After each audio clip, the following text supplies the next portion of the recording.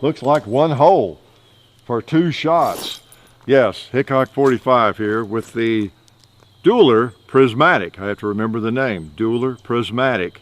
It's the double 1911 that you all have been requesting we get a hold of for I don't know how long, okay? And how many times. Well, we finally got a hold of one, thanks to Buds. Buds sent us, I requested it. They have several of these things, I think. I guess a lot of people are buying them. But anyway, it is the Dueler Prismatic, requested from Buds, and we appreciate everything they do for us, obviously, because I don't know when we'd have gotten one. Probably wouldn't have followed through and gotten one as a T&E. So we appreciate their help, and we're shooting federal ammo. We appreciate that a great deal. This is the famous double 1911, and I have only fired, well, I pulled the trigger twice, but I've shot it 4 times. Really, I'm not sure what to say. So let's dual wield some more. How's that? So you're probably expecting 2 holes further apart. Well, let me shoot the target here and show you kind of where they go, although it's not 100% consistent. So I'll put 2 on the target, okay? I don't really have a choice. See that? And I'll put a couple closer to the bullseye. All right. I'm going to shoot that plate hanging there. I'll shoot it again. Okay. That's a new gun. It's it needs breaking in. There we go. So that gives you an idea at this distance, which is I don't know, what is that, about 6 yards or so, 6-7 yards maybe, and that's kind of the spread you get. And then notice it's not exactly snake eyes every time. You get sometimes the rounds even vertical, I've noticed. Okay, so that's one thing I wanted to show you. Because one of the questions I've always had about this, well, exactly where the rounds hit. If I shoot at 60 yards, am I going to have snake eyes, perfect snake eyes, at least wherever they hit? Or what's going to happen? Are they going to spread out and one's going to wander off a great distance to the left or right? Or, it shouldn't happen, right? So I've been doing a little bit of experimentation in that regard anyway, because I wanted to know. And we'll talk about that, okay? In fact, you can see some down, the only hits that are down there are with this firearm and a couple of those plates. There's 3 hanging below, and even that big old thing. But you can see on one of them, you got 2, one right beneath the other. And you got a couple that are vertical, and one is, what, about 3-4 inches below the other one. You know, on the other plate, maybe you don't see it, they're like right together, okay? So they're not going to be far apart, it looks like. And that's at about 20 yards. But there is some variation of where they're going to hit, but they're not going to be too far apart, all right? So interesting firearm. Let's shoot a couple more times. It's a new one, and we're breaking it in, and we're even going to probably take it apart for you. Now, rather than reload that, the combo mag, it'll also take regular mags, as long as your base pad is not too wide. Now, some are, but these will fit, or if you don't have a base pad.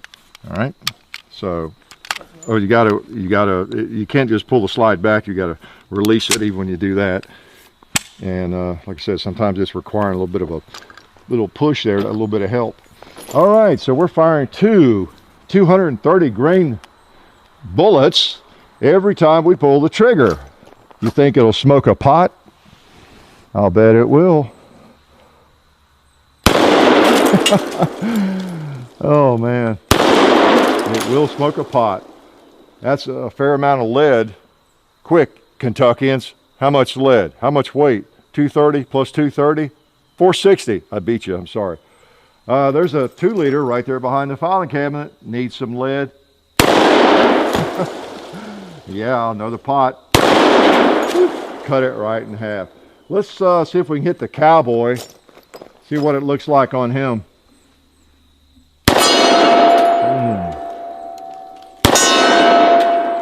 4 hits on him. Let's put a couple more on him. Those 2 were a little closer. Wow, I've got more ammo. I don't know if I can hit a 2-liter up there or not. Let's try it. just to the left. All right, so needless to say, an interesting firearm. So I'm sure we're getting a variety of reactions right now. Like some people, what a piece of junk, who would want something like that? Well, I don't know. It's an interesting piece of hardware made in Italy. The makers, let's talk in their defense, okay? Got these nice grips.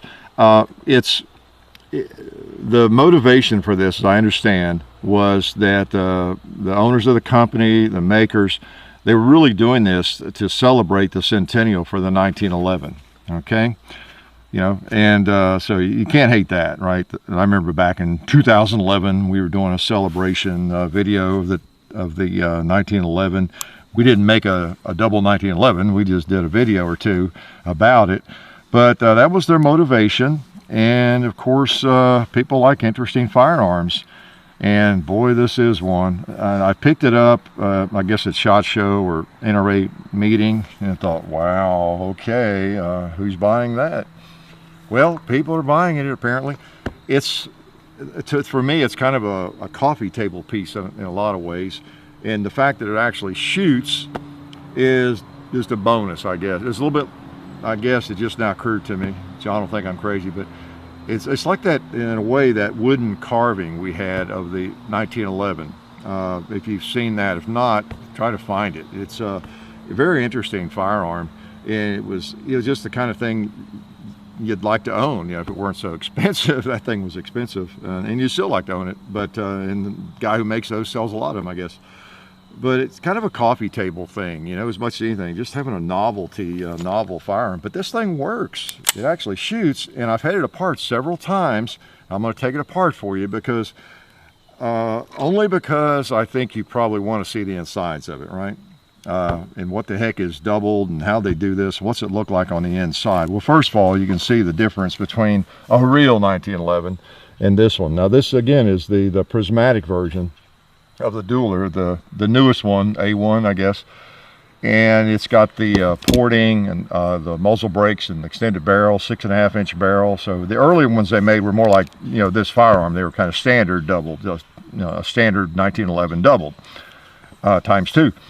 And whereas this one's a little souped up, and you know, you got your serration. It's pretty, yeah, you know, it seems to be well made. I'll say that, okay, because I've had her apart several times, and you be the judge. All right. So we're just shooting standard ammo. I've tried hollow points. They seem to work okay too. I don't know if it needs, especially in the break-in period when it's new, if it needs hotter ammo than just standard, like American Eagle, which, you know, tends to work in about everything, or not. So let's see. Let's make sure it's empty. And then you're supposed to half cock it. You're supposed to pull the trigger, I believe, in all directions. Yeah, and then bring that through there. Okay, and then, so we're definitely clear. And then you come up here, and they provide this little tool for you to take. You could do it without it probably, but I actually read the manual because I thought, well, okay, I don't know how this works. Now I'll probably send them to the skies here if I'm not careful. I've taken apart a lot of 1911s, but it really is kind of different. There's just this one little spot there where it releases, and it's really easy to send it to the moon. Come on now, I'm loose. This is the only part that, well, I say that, it's a little different because you have to get it just right, get it apart. I don't know. There we go. Okay. And you're supposed to take those, and those I try to keep. I think that bushing has to be on the, yeah, it has to be on the left side. Yeah, there you go. Because as you can see how they're cut out there at the top. For you 1911 people that really understand, know 1911s really well, so you got that cut out there. So they're only going to go in one way. So I didn't really study it, but yeah, I was smart enough to figure they're probably different. There we go. Just barely smart enough. Okay. And so I was keeping those. And then, you're supposed to take the spring out while you've got that. Okay. And then you do the other one. They make tools like this for removing bushings on 1911s. I just rarely ever use them. Usually once you've taken a 1911 apart a few times, it's not a problem. Get the spring out. All right. So right away you see you have separate springs. That was one of the questions I had, is like everything welded together? Do you have, oh, what are some firearms, like a Desert Eagle? There's another one I can't think of what it is, where your springs are part of a, you've got two springs, but they're part of a unit, you know, they're connected, but it's not. And then from here on, it's kind of like taking any 1911 apart. Bring it back to the little notch there, and you push out the, which I notice there's not a knob there to push on. Good thing I brought my little Glock tool out here. I have some of my tools in case when I take this apart I might need. And that comes out. Just a little bit longer, isn't it? The slide lock. Oh yeah, and I brought this out for a reason, so that we wouldn't mess up our leather, okay, or hide. You may not know it, but these pieces of leather and hide like this are real expensive. And take care of them as long as we can. Okay, so I've got that slide lock out, so then I just run the slide on that.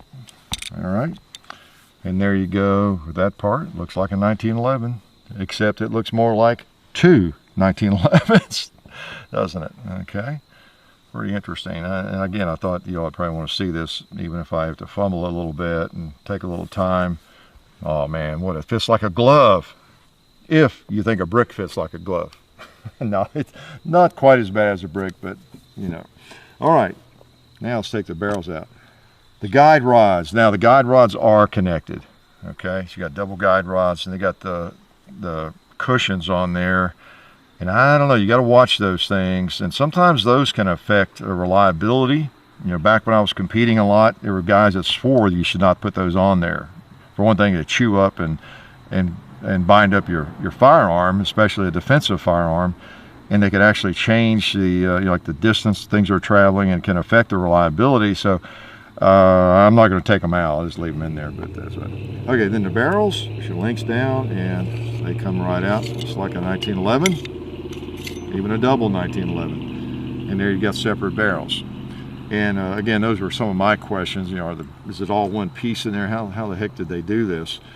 And most of these pieces, as I've read, are interchangeable with, like that firearm there, with a regular 1911. Sorry, Ed Brown, I didn't mean to imply your 1911's a regular 1911, but you know what I'm saying. And so they're just regular barrels, except, you know, ported and with a muzzle brake on it, the standard link and everything. And there you see, you know, it's again like a 1911 except doubled. You know, and you got of course your extractor on the other side, you know, there. You got to have some of those allowances if you're going to double it up like that. And you might be able to tell more than I have if you're a machinist and you're a student of that kind of work. But it looks like it's really made well to me. It's made in Italy. It just seems, in fact, it seems very precise and very tight tolerances. So I'm not surprised. The slide, you got to give it a little bit of a boost occasionally. We've not had any kind of hang-ups like you know, on the feed ramp or any kind of weird things like that at all. It's just maybe getting that slide forward, that last half an inch or something. You have to give it a wrap occasionally. Okay, so that's it. I don't know what else in there to show you. The rear sight's adjustable. In fact, I raised it to get it to hit you know, point of aim for me, at least with this most of the ammo I've been shooting. Maybe you can look down through there. That's kind of interesting too. Yeah, it's just amazing what people put together these days. Again, you know, every firearm, I try to defend it. Oops, now the barrels, I don't have to worry about keeping them straight. Why? Because the ports need to match up with that slot, right? So this is the left barrel, depending how you're looking at it. But every firearm does not have to have a functional purpose. I know that's what Cooper always asks, what's it for? That's kind of what I ask. And if I'm looking at a firearm, what am I going to do? I don't really look at what's it for, you know, and because I think Cooper and people lots of times who ask that, if it's not got a definite purpose for hunting or definite purpose for that, or for self-defense, and it's practical for that, it makes sense for that, or competition or something, then it's needless. It's useless. It needs to have a purpose and everything. And I don't necessarily agree with that. I think a lot of firearms are just kind of interesting and fun, you know, in defense of things like this. And it's a big part of the hobby when you get right down to it. It really is. So I'm going to put the springs on first, which you don't have to do. Things go on better that way, I think. Yeah. You know, so it's like, again, we've talked about this before, so have you. It's like a fast car, or anything that is not absolutely necessary. You know, what is it for? Do you really need it? And so you can argue about that kind of thing all day long. Make sure it's lubed well here, especially where it's new and tight. So I don't know that I would buy one, but I've seen on the web people buy them and talking about them and just proud as punch, you know, about them and everything. I saw an unboxing video on one.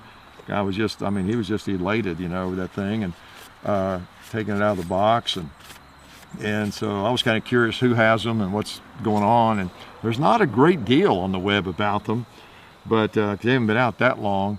But you know, interesting firearm, and there's people buying them. And I don't think I have read much about people who are shooting them a great deal, and of any problems they're having or anything like that. I think most people are probably not shooting them a great deal, put it that way. Okay, get all that. Now here's where I struggle sometimes.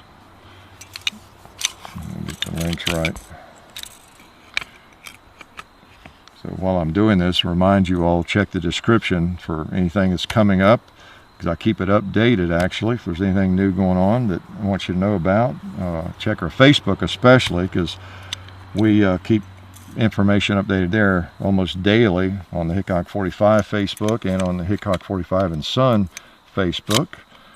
And then John's doing a lot over there on the Hickok 45 and Son. In fact, I was over there the other day with him on a gun culture radio show, and so forget to remind you all about that stuff. And I know your life is not complete if you're not aware of everything we're doing. Okay. There we go. See, sometimes I'm a little bit, I appear to be fumble-fingered, partly because we're on camera and there's at least 30 people watching. And so you know, you're trying to go faster or do things, you know. But I guess in my defense, and also just in general, most of you know when you're taking down a firearm and everything, you don't want to get in a big hurry, and you want to enjoy, really, how's this thing work, and learning about how it works, and how it goes back together. And it's just sometimes, it's not the only excuse. It's not necessarily an excuse I have for having trouble sometimes. I mean, you just do sometimes. So I'm not blaming it on all that. I'm just saying, generally, if you're not in a hurry and you don't have people watching, you know, just take your time and enjoy learning about the firearm and how to take it apart, how to put it back together, you know. And don't worry if you fumble it up and have to start over and all that sort of thing. All right. So now we're ready to put the barrel bushings back on, and this one, little cutouts there in the middle, so not a problem seeing where that goes. I think the only thing I didn't do was, no, I've got the safety on back there. Hold it in place. So one thing that makes it take a little more time is you got double the work, right? In some ways, okay. But it's not a big problem. If you've never disassembled a 1911, maybe this isn't the one you want to start on, but actually it's not that big a deal. Not as famous last words. Famous last words. Use my little tool here to make sure it doesn't go flying into the moon. And like I say, that's kind of a new part there, and yeah, I think that's what it needs. Wants to pop out just enough to not want to turn over there. It's got to be pushed down. There we go. Don't even need the tool, really. All right, so I don't know if that was worth it to you, but I figured you might want to see the inside. Another thing that's connected is the hammer. You probably noticed that. It's, you know, the spur there connects that, so you can't fire one side. And of course, that's a question that always comes up, doesn't it? Come think of it. And you fire the left barrel independently and that kind of, no, you can't. And I, almost forgot to even address that. I've been shooting it so much, and that was one of the questions I had. Yeah, the triggers, like when it's cocked, both barrels are cocked, and then either trigger drops the hammer. Okay, so it's slightly ambidextrous, right? So I'm gonna pull just the left trigger. There you go. So the triggers, the hammer, it's all one piece. Okay, so that's an interesting piece, no doubt about it. All right, we got some more ammo here. Okay. Now I know the other question you have. Well, let's see. Any other thing about it here that's specific? Oh, I forgot what those grips are called. Those are some of the new grips. Not G. I want to say G code, G grips, whatever they are. You know what I'm talking about. I'll put it in the description if I have to. But nice grips. You got the beaver tail. You got serrations, the kinds of stuff you like on a 1911, even a double 1911. Pretty nice trigger. It's almost like a competition trigger. The safety and everything is made, well. It's as ergonomic as it can be, I think. But now it is really wide. If you've ever picked one up or put it in your hand, I don't care who you are, it's going to feel huge. I don't know of any other handgun that feels like this big or feels this blocky in my life. And I've shot some blocky handguns, but this one takes the cake. All right. But I think, again, most people are not buying it because, oh, that feels good, that's the gun I want. It's an extremely novel. It's a novelty gun. They run between like around $4,500, $4,700 up to, this one is over $7,000. Okay, this, I guess, is the most expensive firearm we might have fired here, even considering some of the antique firearms and things that we may have or have borrowed. So this is the most expensive. Can't believe Buds is letting us mess with it, but so anyway, it's a very interesting firearm. Okay, let's shoot the thing. Okay. Yeah, really, I think most people probably won't shoot this very much. I'm going to pull a slide back. You can do it either way, but and one thing, let's see, I'm going to show you this too. Since I know most of you will be going out to buy one of these, you'll want to know. Once the slide is locked back with empty magazines, I don't know if you noticed before, but unlike most 1911s, or all, if I pull the slide back, and to slingshot it well, even after the mag's out, it won't do it, which is kind of unusual. So you have to remember to release the slide lock. Okay, so anyway, if you see me doing that, that's because you have to on this particular 1911. All right, double barrel, double your pleasure, double your fun. Why don't we, I know the other thing you want to see. Can I hit the gong with it? I don't know. Let's try it. Okay. All right. Okay.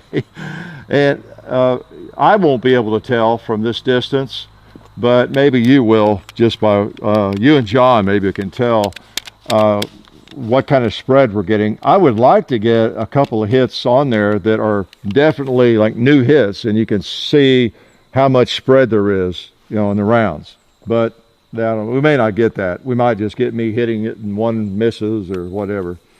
All right, and I won't know till I see the video. Oops, I forgot. I just told you what I had to do and I didn't do it. Okay, I'll try for the gong. I will be able to hear it, so I'll know, hopefully, if I'm holding too low or too high. All right. I think that was too low, probably.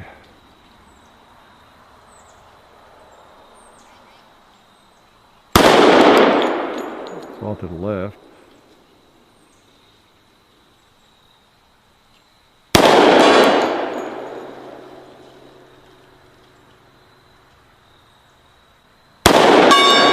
I heard that.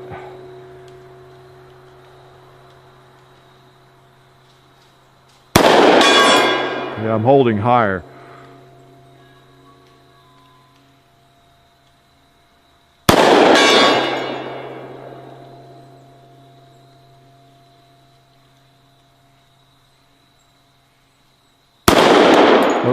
I was off a little there, I think. All right, try again.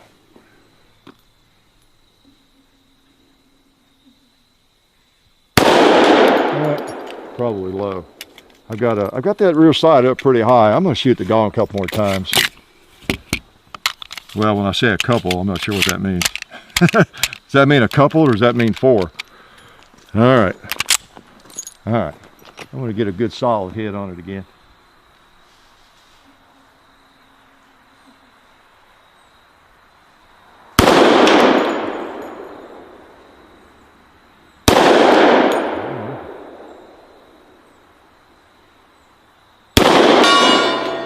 Okay, you guys just have to be the judge, whatever you saw. Let's kill some 2 liters with this thing. Now remember, we're throwing out, what, 460 grains of lead into 1 2-liter.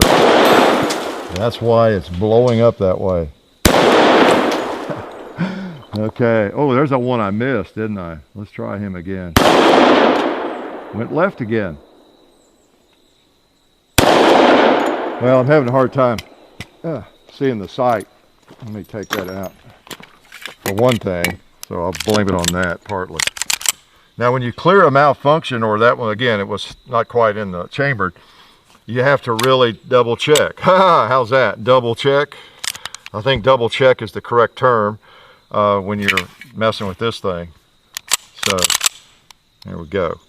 Now, another thing that you may not have a problem with when you buy yours, I know most of you will be buying one of these, the beaver tail safety, I have a problem activating it with my large hand. Okay, so I think with a smaller hand it's not going to be quite as much of a problem, but I really have to focus on that. And I discovered, I don't think I'll put them on. I discovered with gloves it's not as much of a problem because I've got a little more padding there. But for me, I really, and part of my accuracy issues with it are I'm having to hold it differently and squeeze it really hard, more so than I really want to. All right, and I'm not just making that as an excuse, it is an issue. All right, so again, most people aren't going to be worrying too much about whether they can like win an IPSC match with this thing or anything like that. It's just a very interesting firearm to have in the collection, right?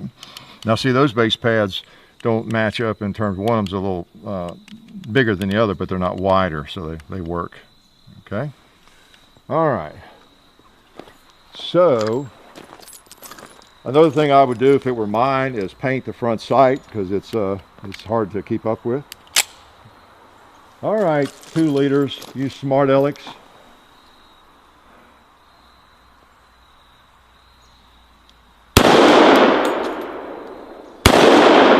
Well, there we go. Right. What do you think? You think it'll roll a bowling pin? I'll bet it will. Oh, he jumped off there.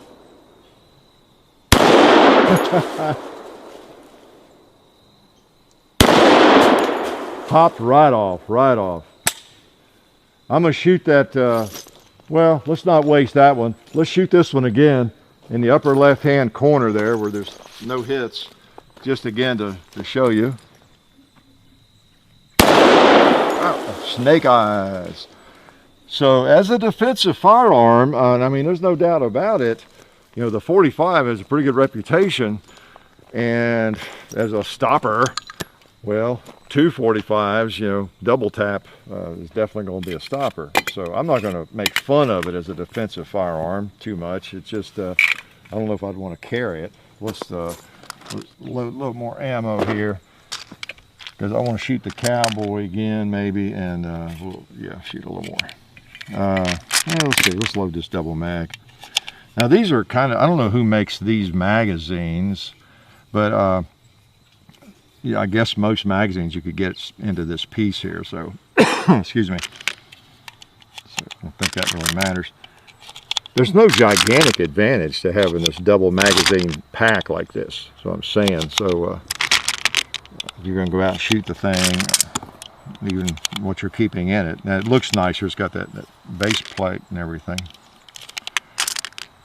So who wants one of these? You know, people that just are fascinated by 1911, I guess, and can afford it, and just can't live without one, because it actually fires.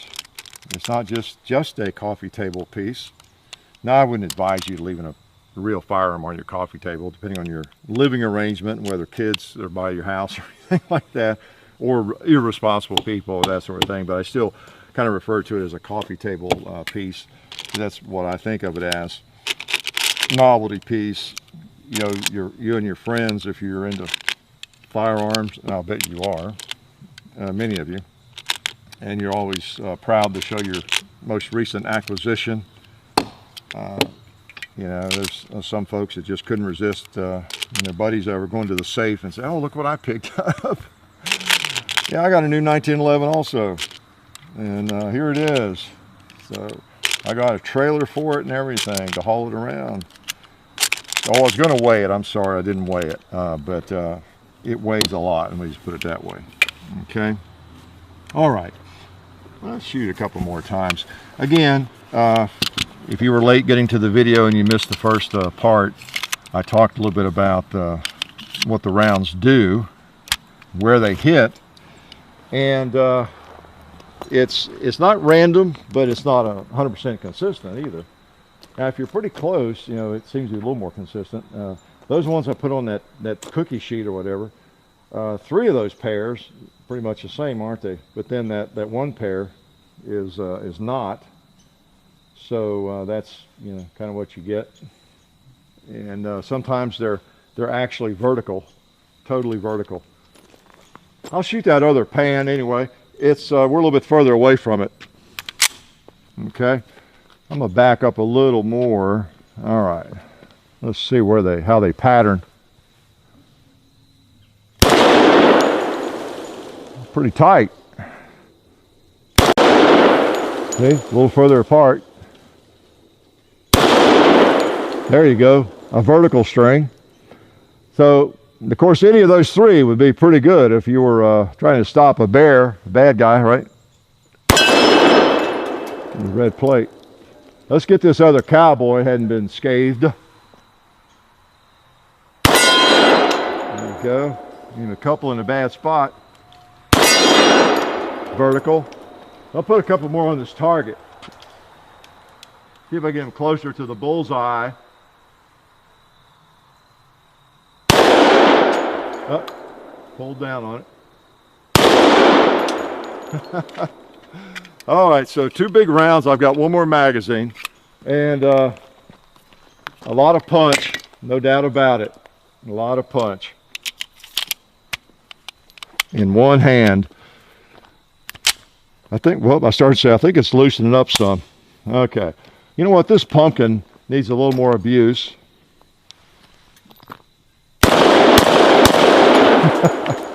Went through the same holes. I'll try this coffin right there. Yeah. That gives you a good idea of where they're hitting. Yeah, man. A 230 grain bullets pumping out there right side by side is pretty interesting. I cannot take it seriously, though, as a defensive weapon. I saw a video. Somebody was saying that people were carrying these in, I guess, Africa when they're around dangerous game, that kind of thing. Quite honestly, this is not my first choice for that. You know, I mean, it's an interesting firearm. It's a 1911. You know, it's great that Arsenal is kind of celebrating, commemorating, you know, John Browning's 1911 and everything. That's cool. And they're making a very interesting firearm, more the better. But I don't see it as a really practical firearm to carry for defense or hunting or anything, because it's so big and heavy, right? But it is an interesting firearm, and it works, and it seems to be well made. It really does. It's the machining and everything on it appears to be high quality. So if you ever get a chance to take a look at one, take a look at it. It's very unique. If unique is what you seek, this might be for you.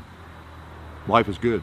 Well, since I'm still here, let me go ahead and thank SDI, the Sonoran Desert Institute, for their support of the channel. If you're not familiar with them, they do distance learning. They're fully accredited. You can get a certification in gunsmithing there. You can even get an associate degree in firearms technology, and you can go on to do a lot of different things with that, you know, if you're interested. So, you know, there's hands-on training and everything. So check the link in the description, sdi.edu, and, you know, check it out. I do a lot of work with veterans, so it might be of some interest to you. So check that out. And also, keep in mind, while I've got you, while I'm still here, that we are on Full 30 now. All our videos are over on full30.com, and there's a link in the video descriptions to that as well. So, you know, watch us wherever you like to. YouTube, Full 30, better yet, both.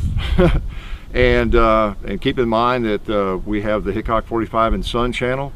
John does a lot of things over there. I do some things over there, some Hickok history, different things. We've got the Hickok 45 Facebook page. We do a lot on that. There's 400,000 people following that. I hope you're one of them.